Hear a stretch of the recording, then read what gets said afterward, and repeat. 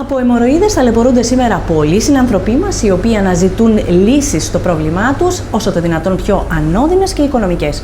Ο Γενικός Χειρουργός Δημήτρης Φιλίππου μας μιλά για τους τρόπους αντιμετώπισης των αιμορροίδων που έχουν σήμερα στη διάθεσή τους οι ασθενείς. Κύριε Φιλίππου, εξηγήστε μας τι είναι οι αιμορροίδες που ταλαιπωρούν τόσο πολύ κόσμο. Μάλιστα. Οι αιμορροίδες είναι φυσιολογικά αγγεία που υπάρχουν και αιματώνουν την περιοχή του προκτού. Αυτό είναι η αιμορροειδική όζη, όπως λέμε, οι αιμορροίδες. Τώρα, σε κάποιες περιπτώσεις, αυτοί οι όζοι πρετρέφονται και αρχίζουν και προβάλλουν. Τότε δημιουργούν το πρόβλημα το οποίο είναι γνωστό σαν αιμορροειδοπάθεια.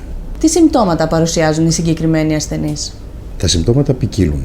Μπορεί να δουν κάποιες σταγόνες αίμα πάνω στο χαρτί ή στη λεκάνη μετά το τέλος της κένωσης. Μπορεί να υπάρχει ψηλαφιτό μόρφωμα την ώρα που σκουπίζονται να πιάνουν κάτι να προβάλλει από τον προκτό.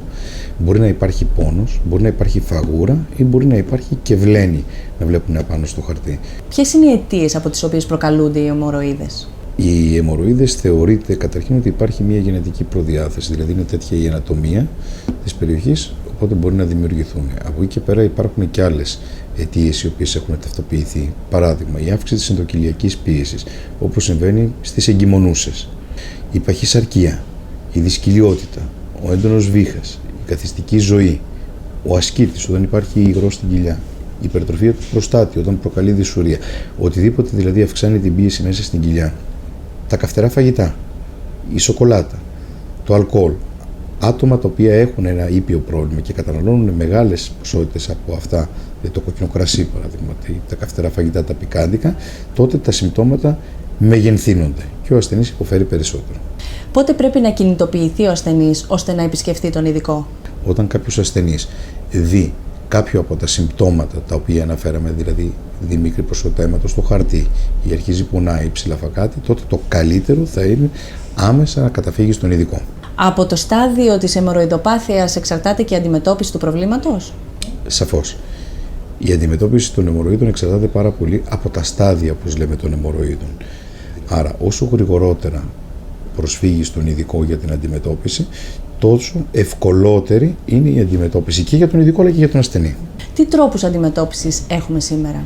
Οι θεραπείες ουσιαστικά των αιμορροίδων χωρίζονται σε τρεις κατηγορίες. Είναι η κλασική χειρουργική θεραπεία των αιμορροίδων, η οποία είναι οι επεμβάσεις του τύπου Milligan-Morgan, οι οποίες δεν ενεργούνταν κατά κόρον στο παρελθόν.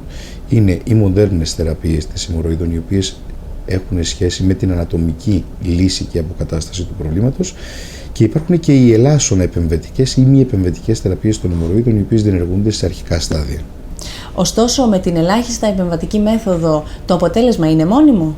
Σε ασθενείς με αιμορροειδοπάθεια πρώτου και δευτέρου βαθμού, η πρακτική στο εξωτερικό, την οποία έχουμε φέρει τώρα και προσπαθούμε να εφαρμόσουμε και στο νοσοκομείο, είναι η περίδεση των αιμορροίδων.